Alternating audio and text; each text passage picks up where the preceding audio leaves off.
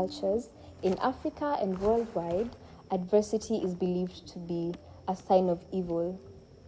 In my culture, Kikuyu, for example, we believe that adversity is a sign from the heavens that you have done something wrong and you need to fix it. Maybe you breathe too loudly, or you blink too many times, or your heart beats too fast. The point is, there is something that you need to fix. My most recent adversity was waking up at 4 a.m. to prep for a calculus test. Now, did I feel prepared? Yes. Was I confident? Yes. Did I get a good grade? Well, that depends on your definition of a good grade. But that's a story for another day. Now, what is the place of adversity in your life? Are you here because of your adversities, or are you here despite your adversities? I would like you to think of the experience that has shaped you the most in terms of character and in terms of courage. My guess is it was a difficult situation. Most of us, myself included, suffer from what I like to call the compulsive need for a villain. The first movie I remember watching was The Lion King, and honestly, it's still among my best movies. I attributed Simba's success as king to Scar's reign of terror. I noticed a pattern. In all the stories I heard and in all the films I watched, all of them had a villain that we needed to overcome for us to continue in our adventures. I saw this pattern again and again. It got reinforced in my brain, and finally, it became the rule. For something good to come out of a situation, there has to be a villain stopping me from getting it. And if there's no villain, then what I want is not good enough. Growing up, I was always left out. Let's say I was the odd child. So every time all my siblings would get gifts and compliments, I was always left out. So at first I kept quiet because I thought, maybe it's an honest mistake. But it kept happening again and again, and I decided to ask. So I asked, why am I always left out when everyone gets good things? The answer I got was that good things are given to good children. So I decided that I will put in so much effort for me to become better. So I did all my chores. I performed well in school. I followed instructions all the time. Surely that must get me these gifts, I thought. Nothing changed. I asked one more time, why am I always left out when everyone gets gifts? The answer I got this time was that the money ends right before they buy my gift. I mean, you have to give them points for creativity. Of course, it made sense. And that was the reason over and over and over again.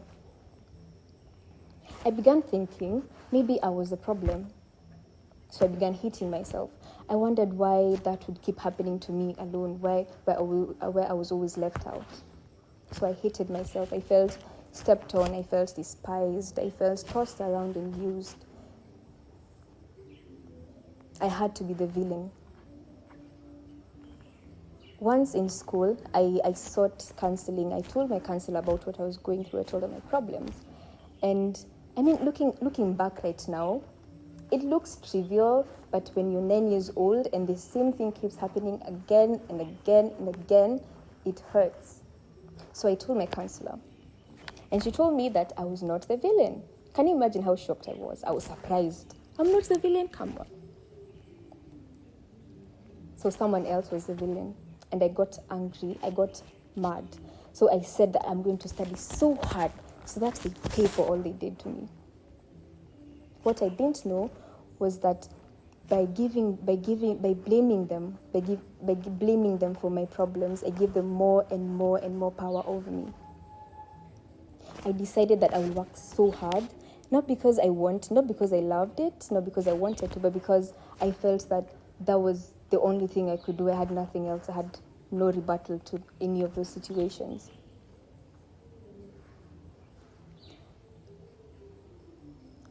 So by blaming one person, I gave her power over me. What I didn't realize at the time was that when you keep thinking about one thing, when you keep thinking about your fears grow. You make them giants in your mind. So I did that. I made them giants in my little mind, and there was nothing else I could think about. And that was a mistake I made, and I hope that you will stop making that mistake if you do. So the concept of power is when you give something your attention again and again and again and again, it takes root in your mind. It becomes the normal, it becomes the rule, and anything that falls out of that rule becomes weird because you have given power to a situation. So I decided that I will take back my power. So when you make someone a villain, when you categorize them as a villain in your life, you're giving them so much power. So I decided that I am going to take my power back. I am the hero and I am the villain as well. The villain is a very important character in a story, so you cannot go around giving that character to anyone else. So the best thing you can do is make you the villain. You are the hero and you are the villain of your life, of your story. And if I knew the things that I know now, the friends that I have made so far, the opportunities I have seen in my life because of what I did, because of deciding to work hard, I would not have worked hard from, fear. I would have worked hard because of what I wanted to get. And a friend of mine told me one time that we don't work hard to escape the defeat, we work hard to gain the success. So I decided that is what I was going to do. I was going to work hard because of me, because I want to succeed, not because I want to not fail, because that is not a strategy.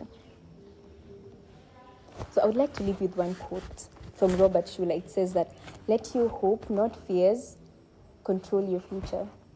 And I'll add something on my own as well. So don't let your fears shape your way of thinking as well. Thank you.